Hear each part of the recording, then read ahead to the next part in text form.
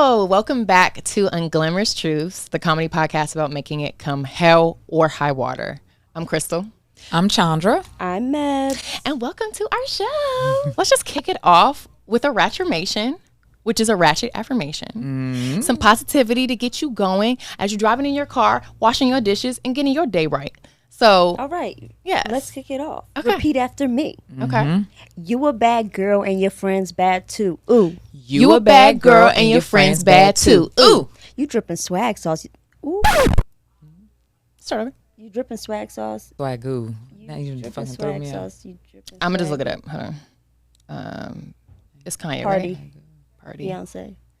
Okay, so it's you a bad girl and your friends bad too. We got the swag sauce, she dripping swag goo. You got the swag sauce. You dripping swag goo. Okay. You a bad girl and your friends bad too. Ooh. You a bad girl and your friends bad too. We got the swag sauce. She dripping swag goo. We got the swag sauce. She dripping swag goo. Ooh. Okay. Like ragu, but swag goo. Yeah, we did it. We did it. I hope you felt that in your soul. It's giving hooked on phonics. Okay. It's getting hooked on phonics, yeah. All right. Today we are talking in part 2 of We Strikin. We are talking about AI and racism. Where the black robots at? Because I have questions about that. It's really astounding. I'm going to pull out my handy dandy phone for the statistics because I don't want to mess this up. It's important though. So there have been many articles coming out as of late.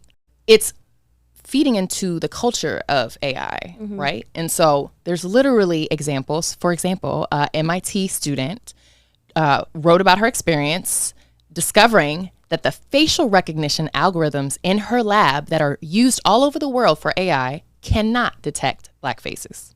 She even had to wear a white mask to get the computer to recognize her face. Similarly, users found in 2020 that Twitter's image cropping tool constantly focused on the white faces. Some mistakes are graver than omissions. Literally, some certain AI robots trained on billions of images consistently and are starting to identify women as homemakers when they see the image and people of color as criminals or janitors. So who is making sure that these machines aren't racist? Thoughts? Wait, I have a question. What do you mean by it can't register black faces? Because it immediately went to my head. I was like, oh, so this is a great time for black crime. Like you could just commit a crime and get away with it because it can't register your face. Yeah, I mean, that's one. I guess that's the upside. The problem is if period in society, this is going to be a tool that we need for everything, and they're not addressing. I mean, it could also go. It could be a great time. Yeah, perhaps somebody commits a crime, but also could be fucked up for a non-criminal who's black because you'll be identified. I mean, that's kind of the series finale of Southside, right? The robot can't fucking recognize the black faces, so it's just attacking all random black people looking for a black man, and it's attacking black women. You know, so it can't distinguish. Exactly. Distinguish, yes. It can't I thought distinguish. it was just like a fool. You black, we don't see you. No, nope. So you got the No, it's not invisibility invisible. cloak. No, I Not wish. me having 2 Harry Potter Girl. references. No, Yes, distinguish it's very is the much word. like Yes, it will see distinguish. your face and your body and be like, I don't know what to do with this. Got it. AKA you aren't worthy of being a human in my system. And they are not treating melanin properly with the robots. Like, so this is going to affect, and I guess I'm asking it as a question, like, how do you see this playing out in terms of AI and the lack of black technicians and programmers who are creating this thing? How is that going to trickle into the culture of AI as we move forward? Like, one thing that I'm thinking of is with Chat GPT, right? That's also an AI type of instrument, right? Where certain cultural references you cannot look up on Chat GPT. We actually tried that the other day with my boyfriend. We literally were like, use a black voice for, or do like, it was like, do this in this type of voice or whatever. It literally just was like, like, and I get it. They're probably trying to like protect themselves from lawsuits or people saying it's racist or whatever.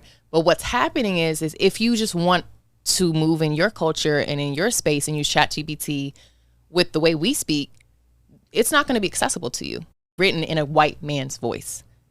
I mean, the United States of America is written in a white man's voice. Period. So it's going to be like everything else. It's going to be like when you go to the doctor and they don't really have enough information on the way diseases affect black bodies. And so it's misinformation because all the people studying the stuff, all the people who care about it, it's all white people. Girl, the amount of times I'll look something up like, what does this rash look like? And then there's all these white skins. And I'm like, I don't want that. I want to know what it looks like on my skin. Like, is this eczema? Like, what is going on? Is it just dry skin? Like, I mean, and since you black, it's eczema.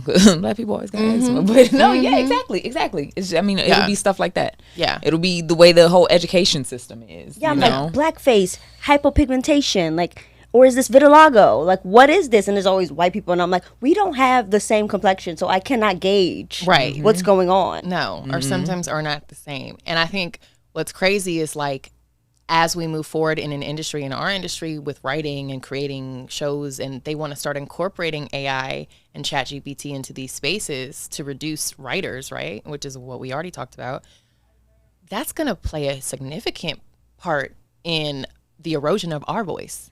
Because the Chat GPT gonna have this generic ass voice that ain't us. It's gonna be the 1970s again. Yes, girl. Yes, it's gonna lack so much specificity. Yes, it won't have the nuance, and so the stakes are higher for Black artists because it's not just about our jobs being taken away, but our freedom of speech and how our authentic voice could be potentially at risk here. And that is the whole point of a writer's room to begin with. Like, to get different voices and to get different experiences. And like, one thing they in these interviews, they ask you, like, what do you have to contribute to this story? Not just are you a good writer, but like, why do you fit this room? What is your POV? Yes. Like, who can you write for? What character can you give insight on? Yes. Can you add value to?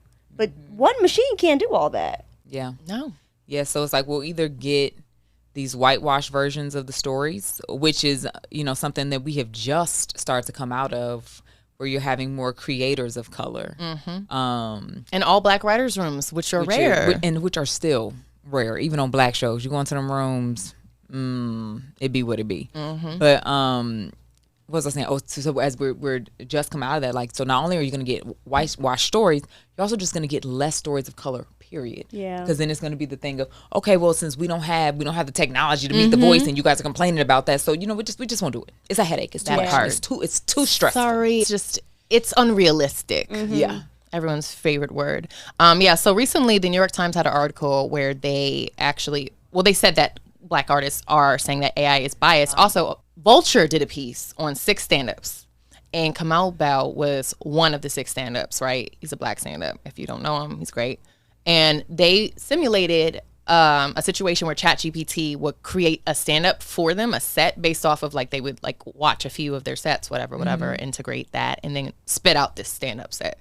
So I'm gonna read Kamau's Chat GPT stand-up. His Chat GPT said, "As you get older, you start to notice that the world is changing around you, and not always for the better. I mean, I remember when people used to talk to each other face to face instead of staring at their phones all day. And don't get me started on the music. When I was growing up, we had real musicians who played real instruments and wrote real songs. Now it's a bunch of auto-tuned robots who can't sing or play anything. Wah. And what's with all the abbreviations and acronyms? I can barely keep up with the LOL and OMG. And now there's YOLO and FOMO. I don't even know what they mean. It's like the English language is being slowly eroded one letter at a time." And it continues. But the funny thing is nothing, because no jokes. But go ahead. Like, I know. That's like, where the jokes? Yeah, what's your opinion on this stand-up? Where the jokes? Okay, sound like a speech to me. But he got to give his feedback on the stand-up that he received, and his wife was with him in the room. His wife said, "ChatGPT thinks you're a 60-year-old white man because, first of all, what?" He said maybe the prompt was write jokes in the style of W. Kamau Bell's white father-in-law, because he's like, I don't get this. Like, I'm a guy, I grew up in hip-hop when it like began. Why would I be upset about kids not using instruments? Like, nigga, we was literally using beat machines. Like, that's not even that doesn't even make sense to me. And he was like, that made me feel Chat GPT might be mad at me. It felt very aggressive, like aggressively not me. What do y'all think about this in terms of them using Chat GPT now with like even trying to do sets? Just cut the idea of cutting efficiency over everything. Efficiency is the highest principle at the expense of this. This is the fast fashion of television. Bitch. It really is. It's the Shein Come on. of entertainment. It really is. Like, y'all have just really stripped away the integrity of the story. The Shein of television. Darkness. Yes. That's exactly what that is. Like, Yes. I often, even before this was introduced, like, grappled and, like, really felt a way about the lack of responsibility in storytelling. Because it was like, oh, it's a story, but, like, why is that your story? Like, why are we promoting this? Don't you understand that this is how people learn? Like, we are impressing upon the youth. Like, we are showing people ways of life that either they can aspire to, that they came from, for connectivity. Why are we not more responsible with the stories that we tell? We're just doing it, oh, it's going to make money, so okay, but is that really it? It's just business? It should be illegal for certain investors and even execs to get into this business for profit purposes only. Like, you should have a background in the arts in a way that legitimizes you being here. Right. 'Cause that's what I feel like is so crazy. Like, when you are, pitching a show, right? A big part of it is, why are you the person telling this story? But I'm like, what's going on in these big time CEO interviews? Are we not asking the same question? Why are you the one that should be in this job? Yeah. You know what I'm saying? What the fuck does it matter to you? Coming from all types of industries and jobs, it's like, well, how did you land in television development? Literally. You're like, oh, there's coin here. Let me get my, like, it's like, so you come in vulture style and steal our paper when we're like, you're not even creative. It's the audacity for me. It really. Yes. I'm going to save Warner Brothers, what, $3 billion, and this is how I'm going to do it. Yep. Just on the topic of, the racism and AI, whatever was going to happen with that is, I just end with this. When America gets a cold, Black America gets a flu.